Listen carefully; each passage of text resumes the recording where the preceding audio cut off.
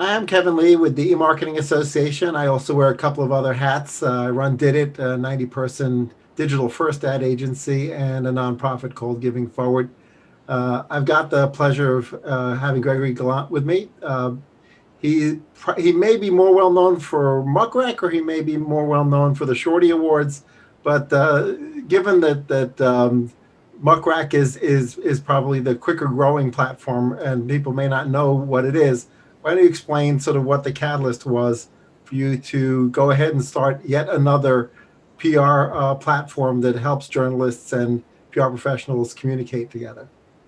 Cool. They're actually the stories are kind of intertwined. So I started a podcast back in 2005 where I was interviewing entrepreneurs. I'd interviewed the founder of LinkedIn when LinkedIn was 50 people, founder of Yelp, Vanguard Group, Brooklyn Brewery, a whole bunch of others. One guy I had on the podcast was Ev Williams, who was doing a startup called Odeo. Odeo didn't work, so they pivoted to a little side project called Twitter. So that led me to sign up to Twitter super early. I got my first name on there, just at Gregory, because no one had claimed it yet. And then I saw there was no way to figure out who's worth paying attention to on social. So that led to the idea to launch a site where you could vote for who is the best on social media. And that became the Shorty Awards, took off virally, became the top trending term on Twitter. But then what struck me back in 2008 was how many journalists were on social. And we knew because they all covered the shorties, came to it. And that led us to launch Muckrack originally in 2009 as a site where you could find all the journalists on social. Became very popular with journalists. We had tens of thousands of them requests to get on there in the early days. And then I kept running into PR people and they're like, hey, this site's awesome. I'm using it to figure out who to pitch. So we're like, oh, there's probably a business in that. And we had a ton of ideas for features we could build to help streamline that process. So then in 2011, we turned it into a software platform with not only the directory of journalists, but then also a search engine to find the best ones, a whole workflow tool to figure out which ones you should add to media lists and actually pitch them, as well as relationship management tools, media monitoring tools, and reporting tools. Right, right. I recently became a client or customer of Muckrack, and what I actually loved about the origin story most is that the journalists were active participants in the process, right? Some of the other platforms, it's like they don't engage the journalists in keeping their information up to date, et cetera. And your platform is almost more like LinkedIn, where it auto updates. The journalists want their information to be up to date. And I sort of thought that was a really cool differentiator to the other platforms. When your sales team's out pitching it, what are the other differentiators that they typically use to say, hey, either in addition to what you've got, whether you've got Cision or Meltwater, like you should also be using Muckrack? What's the pitch? Yeah, so and we've become the primary PR platform for a lot of companies now. And the pitch boils down to, beyond what you mentioned, us being the only platform that the journalists actually maintain their profiles on, in addition to our editorial team and all of our machine learning and AI that figures out what stories they're writing. It's also that it's a very modern UI. When you use it, I think, as you've seen, it's intuitive. You don't need training to figure out how to use it. It's just as easy as using any consumer piece of software, which is something we really pride ourselves on. Another big thing is customer support. In our industry, it's an industry where it's traditionally like, oh, you submit a ticket, maybe you hear back tomorrow. Right. This is our team. You can chat with them right on the site. They get back to you in minutes. You can talk both to our customer success team that will train you on how to use the software, or to our editorial team that'll help you find the data you need to get to the right journalist on something. And then we're also just really fast in releasing innovative features. So, competitors always copy features and all that, but we're always the ones who are putting it out first, and then you got to wait for the competitors to come out with their copies. So, if you want the newest features first, then we always have that at Muckrack. Cool. No, thanks so much. Obviously, I'm somewhat of a content creator here on the E-Marketing Association, but I've also written over 600 columns for industry trade publications like Media Post, Marketing Land, Search Engine Land, ClickZ. And so I've ended up on media lists myself. I'll actually have to check my own profile, come to think of it. But Yeah, you should claim it and customize it. right. But I found that many PR agency teams are sort of lazy. And so if I end up on a list because I'm going to CES, or I end up on a list because I'm attending a show, they don't really target me properly. How should PR folks find that balance between sort of, you know, targeting, really finding out what the person's beat is, what they're writing about, as opposed to just like, hey, I'm at the event, they're at the event, I'm going to just batch and blast. Yeah, well said. I think that's essential. And that was one of our motivations in starting Muck Rack, because before we came along, everybody was like, well, let me just pitch based on broad beats. So it was, hey, we're going to see, yes, let's pitch everyone who covers tech. And then, maybe they're pitching you on some new, consumer product to help you measure your run. And it's like, no, you write about content marketing and, about search strategy. So within a beat, there's so much nuance. So, I mean, we have beats in Muck Rack because you got to have some basic categorization, but the big innovation that we came to market with was to search based on what the person's actually writing and what they're tweeting. Right. So the idea is, rather than say, hey, let me just find everyone who's going to CES or everyone who covers tech and pitch them on my new, let's say it's a content marketing software solution. Let me actually search for like which journals have written articles about content marketing. And then you'll see, hey, Kevin comes up because he wrote 5 articles about content marketing, but then it actually links to the articles and show you what you said about content marketing. So, it all comes down to like actually reading the articles that the journalist has written, looking at how recently they read the articles, which the Muck Rack profiles make it very easy to find. And then actually, getting that sense for like, what is this journalist going to be interested in, kind of having that empathy for like, I think this is like the ultimate skill of a PR pro is they've got to be able to think like a journalist. And they got to think, okay, if I had the beat, if I had the portfolio that Kevin had, like, what do I want to write next? What's going to be interesting about my client to this journalist? Because not only do you have to figure out who to pitch, but then you want to customize every pitch you send based on what angle that story is going to be interesting to that particular journalist. Right. And we even designed Muck Rack to promote that kind of behavior. So we have a tool that helps you send the emails through Muck Rack, but then it not only allows you, but encourages you to customize every version of the email based on what that journalist has written about. And it's both good for the journalist because they're getting more customized pitch, good for you because the journalist is going to be more likely to respond to a customized pitch that shows that you really understand what they do. Right, right. Well, I've noticed because I'm often recruiting interns and volunteers for Giving Forward and our launch of goodbuzz.org, that the schools are still cranking out a lot of journalism students, but some of them end up obviously being interested in the PR side as well as some of the more advertising focused curricula, cranking out newly minted PR professionals. So, what mistakes do new PR professionals tend to make? Yeah, let's see. I think one big mistake they make is not doing enough research on the journalists. And just as you were hinting at, like sending out the big blast without customizing and learning about the journalist. And it's something that seems efficient and like it might be effective, and it seems cost free because emails are free. But it has a huge cost to your reputation, to your firm's reputation, to your client's reputation. And it's not going to be effective. If you have that list of 1,000 journalists, there are 20 for whom it's going to be right. But if your list is 1,000 people, you can't customize every email. Whereas if you do the work to narrow the list down to 20, then you can customize it. I think another is to really set up a professional social media presence, because one big opportunity, you can't network with journalists in person now, at least not in most places due to the pandemic, but you can network with them on social media. So if you have a strong Twitter presence and you follow them and you like them and retweet them and interact with their content, then you have a big chance to get them to read your emails because they'll get to know your name. And those relationships you build with journalists will stay with you throughout your career and are going to be very important throughout your career. Right, right. Great point. Great point. Did it acquired 3 PR agencies out of our 11 total acquisitions, and most of them, the principals were near retirement age. So I guess I'll ask the same question for publicity and PR folks who've been in the industry for 40 plus years, right? Are there things that they miss just because of how they got to where they are?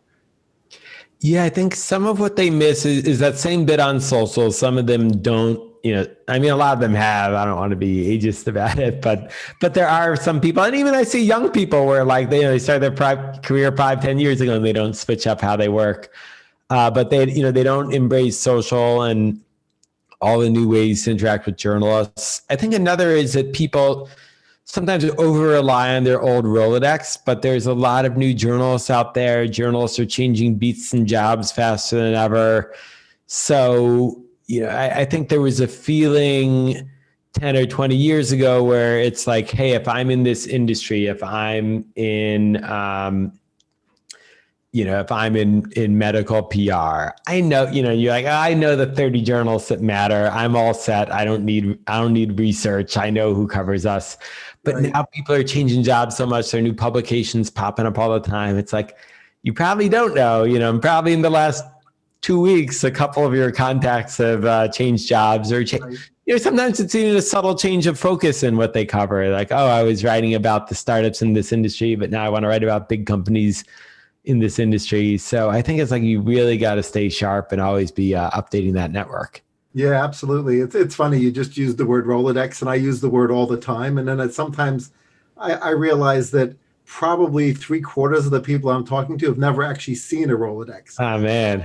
So Yeah, we're already it's becoming out not of touch. ageist, right? I mean, I've actually seen the round Rolodex that has the cards plucked into it, and yet we use that word as a noun to describe, our LinkedIn network to some extent, right?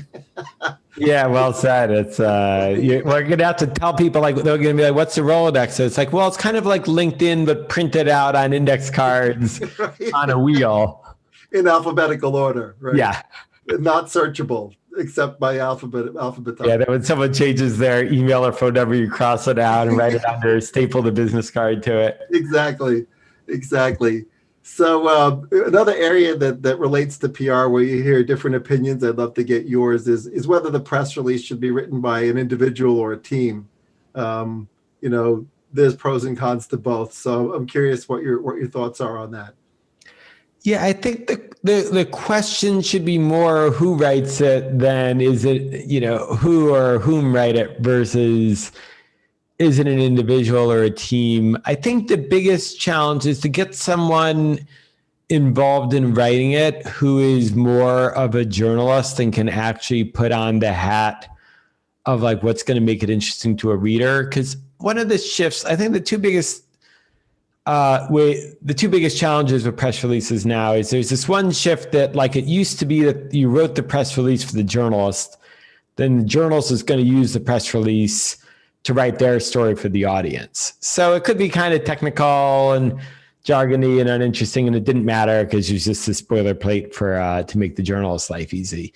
But now, of course, consumers can read the press release directly, and you're probably going to push the press release out on your social channels. So you actually got to make it interesting. And the other thing that's my biggest pet peeve about press releases is that nobody puts any work into making the quotes interesting. So if you talk to a journalist, like if you were writing a print article, right, we'd have this conversation for half an hour. And out of that half an hour, I'd say one or two things that are interesting or zingers, and that's what you would quote.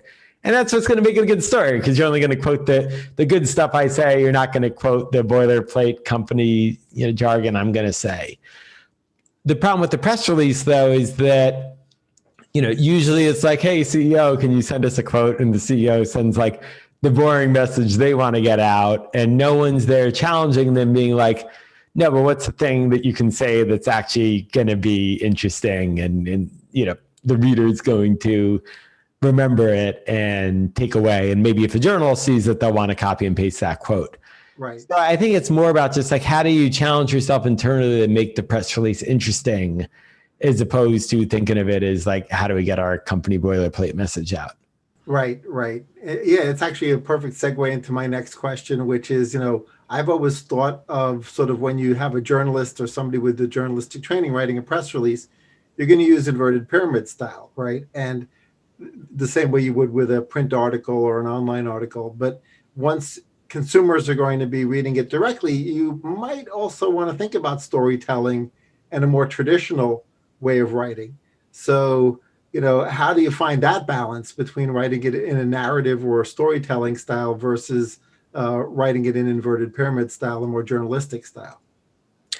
Yeah, I think that there's actually an opportunity to do both. Like, I think you could write the press release. Well, so the problem is that people are trying to use one document to do two jobs. Right, exactly. They're trying to use it to like be the fodder for the journalist, and they're trying to use it to be the thing for the public. So, you can either contort yourself and force yourself that way, or you could just write two different press releases. And maybe they don't have to both be a full press release, but I think you could write like the thing you're going to put out on the internet and, put on Business Wire and share on your social networks. Like for that document, write that like an article, make that something that you feel like the end reader is going to be interested in. And then when you email the journalist, you don't just anyhow, like you don't just want to email them a press release. You want to email them a pitch, you want to be like, and the pitch should be short. And I think in that email, you can do the bullets and be like, hey, here, or wait for them to respond more likely. But then you could be like, here are some key stats for you. And, here's the CEO quote. Here's the number of customers that we have. Here's this, here's that. So you don't need to put it all in the press release. Or in other words, like if you want to make life easier for a journalist, that should be a one-to-one relationship. The press release, I think you can start to think of more that like, this is what I want to put out to the world and I'm going to optimize for the reader. Right. That's a great point. Great point. Now, I've, regardless of when I've pitched stuff, and I rarely pitch stuff myself, I have a team that does it, but I've always been very reticent, even if I have the person's phone number, to use it unless I have a really strong relationship. But yet sometimes the number is out there, sort of how should a person think about, like, is it okay to call the journalist if you sent the pitch and you didn't hear back, let's say by the next day? Do you ever follow up with a phone call, or is there like a rule, a best practices around that? It's a very controversial question, and you'll get a lot of different answers depending on who you ask. But I'll give you my take. And it's also extra nuanced now due to the pandemic, because a lot of times you have their desk line is what's out there, and they're not at their desk. And they're generally not forwarding those numbers to their cell phone. So I got to also kind of caveat it that way. But what I would say is that the bar is really high to call a journalist. Right. So I think it's good to first email them, then do a follow-up to the email. And actually, we survey journalists, the vast majority are okay with it, with at least one follow-up email. So just being like a couple of days later, did you get this? Want to bubble it up? But then the question is, if they don't write back, do you call them? And I think it's like basic, first I'd say if you don't have a prior relationship with them, it's a real risk. So then, because it might piss them off. So it comes down to like, is it worth taking the risk? And if you just know, if you've done your research, you've read all their articles, you spent a lot of time writing your email pitch, and it's perfect for them, then it might be worth it to take the risk. And then even if they get pissed, you're like, well, look, I read your past 5 articles. I have this rationale why you should write it. So, I understand you didn't want the call, but I just thought it was a perfect opportunity for you. And I think any other human being is going to respect that, because you put in the work, you respected their time before you took their time. Right. If you're just calling down the list of 100 journalists and then they ask you like, why do you think this is good for me? And you're like, well, because I saw your beat is tech, like that's not going to be a good response. So I think, there's that level. But then I will back up though. I think it's a lot about like, did you build the relationship first? Going back to my advice for the young PR people, where if you followed them on Twitter and they follow you, or you got to know them well enough that they gave you their cell number and now you can text them, that's where the magic is. Because that's what I do a lot with journalists. I know that I'll pitch them, or somebody on my team pitches them, and then I'll just DM them or text them. And then in the DM or the text, I don't pitch them. I'm just like, hey, we emailed you last week, just checking if you got it. And because there's that relationship capital already built, then it's okay. And they usually get back to me like, oh, I'm so sorry I missed it. I'll respond now. Or, oh, yeah, I saw it, but, it's just not right for me. We're busy. Or sometimes like, oh, I saw it. And yeah, let's talk. Let's get on the phone. Right. So I think it's all about building up that relationship capital if you want to really be able to follow up on pitches. Right. Right. Well, one of the few times where I've sort of had to do the majority of PR pitch grunt work myself was when I was selling my Fire Island beach house on the ocean front. And I was trying to think like what would be the most fun PR to get. And I decided that the Wall Street Journal Mansions section would be the most fun. So I spent a lot of time reading what they had done and what the editor had done over the last couple of years. And I sort of wove this bigger pitch story about the transformation of Fire Island from just, cheapy bungalows into these, high-end houses, of which mine happened to be one, right? And I was so pleased that she was so responsive to the pitch that, she was like, oh, this is a really great idea. I love it when, people call me up with great story ideas. And she sent out a photographer, and my kids were so excited that they were in the Wall Street Journal Mansion section. But, that was one of those cases where for that one pitch, the amount of effort and energy and research that I put into it to sort of hone it and craft like her headline for her, basically, like she changed it, but still I had crafted a headline, that apparently resonated with her. It didn't work for the Times and it didn't work for a bunch of the other places that I reached out to, but I had tweaked the pitches individually. So it seems really labor intensive, right, to do that. But at the same time, I was happy to be a small part of a bigger story, as opposed to the story being about me, right? And so do you recommend that essentially the PR professional almost put on the journalist hat and say, what's the big story?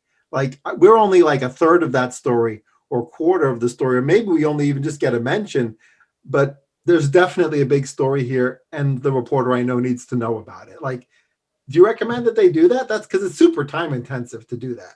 Oh yeah, no, that's a wonderful case study. And by the way, did you first email her or did you call her? I emailed.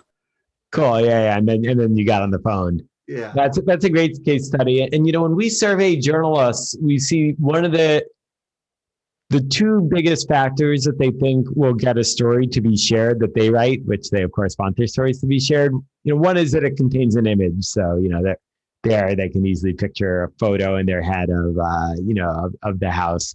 And two is that it connects to a bigger trend in the news. right. And I think that's a perfect example where had you just sent 1,000 journalists an email like, hey, I'm selling my house at Fire Island, you should write about it, you would have gotten zero stories. Exactly. Despite sending so many emails, you'd have literally had a zero response rate most likely. Or if someone wrote about it, it would have been some wouldn't have been the journal, right? It would have been some blog that has very little impact. Yeah. So I think that's what you have to do. And that's why I think a lot of really good PR people are former journalists, or they're not former journalists. A lot of them, they went to journalism school and they worked on the school paper and they just decided to go into PR. But I think that the idea that being able to put yourself in the journalist's shoes is absolutely essential, because for the journalists, a lot of journalists, like, they love to talk trash about bad PR pitches and complain about PR people. But you really talk to the journalists, like, they've all got 5 or 10 PR people they love and they will always take the call from, because that PR person's helping them. That PR person is giving them their stories, because it's hard being a journalist. Like, you have very few resources. A lot of them now have to write stories every day or sometimes a couple a day. And you wake up every morning and you're like, well, what do I write about? And it's a problem. You got to come with good stories. Like, it's a big part of the job of a journalist. So if they know they can count on you as a PR person to give them a good story, their life's great. And if you're going to be the PR person that just distracts them with the stories you want to be written, then you're a pain in their butt. And so, you use that example, right? Like, if you were just like, write about the house I'm selling, you're making her life harder because it's just another email in her inbox she's never going to write about. But if you're like, oh, here's a neighborhood being transformed and a trend that, the wealthy Wall Street Journal audience that's looking for where they buy their next vacation house is going to be, you just made her life easy. Like she doesn't have to do the work to think of the next story that she can assign. Right, right. Yeah, it's interesting. The pitch I made for the Post, which was one of the other ones that worked, was making my architect the feature of the story and talking about funky house designs, right? And of course, mine is one of them, right? So it was really, but both the common theme was, be a bigger part, be a small part of a bigger story, right? And find Yeah, and the other part of that is also that there's not one good pitch. There's that you did two totally different pitches yeah, because like Wall Street Journal, it's about like elite vacation homes. The Post, it's about like funky architecture. And had you swapped the pitches, it wouldn't have worked, right? The Post would be like, well, what do we care about wealthy vacation homes? The average Post reader isn't buying a high-end house in Fire Island, and vice versa. The Wall Street Journal isn't about quirky hipster stuff. right, exactly. Yeah, it's true. So, obviously influencers have started to take up mind share for PR professionals to some extent, but a lot of them are really looking for producing advertorial, right? They want branded content, they want to get paid.